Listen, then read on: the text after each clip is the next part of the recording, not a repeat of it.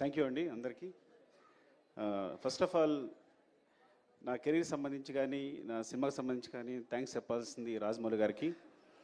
Because Pushpa 1 హిందీలో release చేయాలని పట్టుబట్టింది ఆయనే. నాకు ఫోన్ చేసి, బన్నీకి ఫోన్ చేసి, నెక్స్ట్ ప్రొడ్యూసర్స్ ఫోన్ చేసి, మీ మధ్యలో ఒక 2 సాంగ్స్ రిలీజ్ చేస్తున్నారా వద్దనుకున్నాం, ఆయన పట్టుబట్టి కావాలి చేయాలని ఆ ఇనిషియేషన్ తీసుకుంది ఆయనే. సో రాజమౌళి గారు, Rajamouli sir, thank you so much. Love you for this. ఈ రోజున ఇక్కడ నిలబడ్డాను అంటే డెఫినెట్గా అది కారణం మీరే.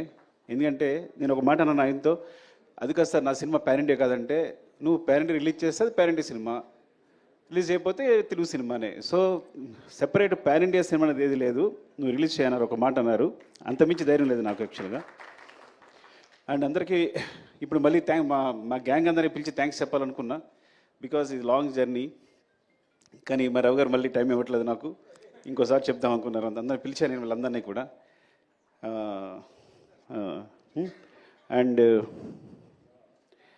అదండి, ఫస్ట్ ఆఫ్ ఆల్ ఎలా ఫీల్ అవుతానంటే, సినిమాకి సంబంధించి అంటే మనిషికి ఆనందాన్నిచ్చేది చాలా ఇంపార్టెంట్ థింగ్ ప్రపంచంలో ఏదైనా. ఫర్ ఎగ్జాంపుల్ చెప్తాను, ఒక ఫ్రెండ్, నేను చిన్నప్పటి నుంచి వాడిని చూసుకుంటున్నాను, జాగ్రత్తగా అన్నీ ఇస్తున్నాను, అన్నీ చేస్తున్నాను, నాకు కూడా ఉంటాడు. కానీ చిరంజీవి గారు తీసుకెళ్ళి ఒక ఫోటో తీసుకున్నప్పుడు వాడు ఏడ్చాడు, వాడు ఆనందం మామూలుగా లేదు.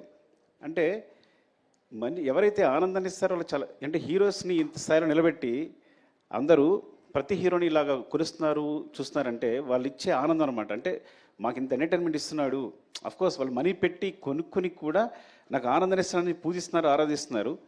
సో అందుకని ఈ ప్రపంచంలో అంటే నేను ఎందుకు ఇప్పుడే ఫీల్ అవుతానంటే, కేవలం ప్రతి ఫ్రేమ్ ఎంటర్టైన్మెంట్తో నింపాలి.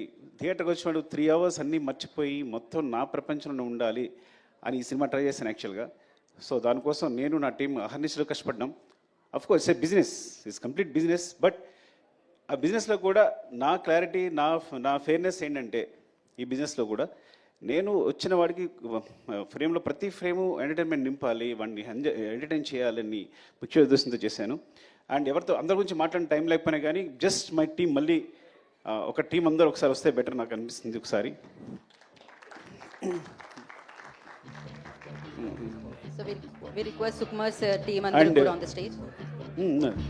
అండ్ ఇంకా చెప్పాల్సింది మన ఫహద్ ఫాజిల్, ఫఫా. యాక్చువల్ నేను మనం మాట్లాడలేకపోయాను మీ గురించి.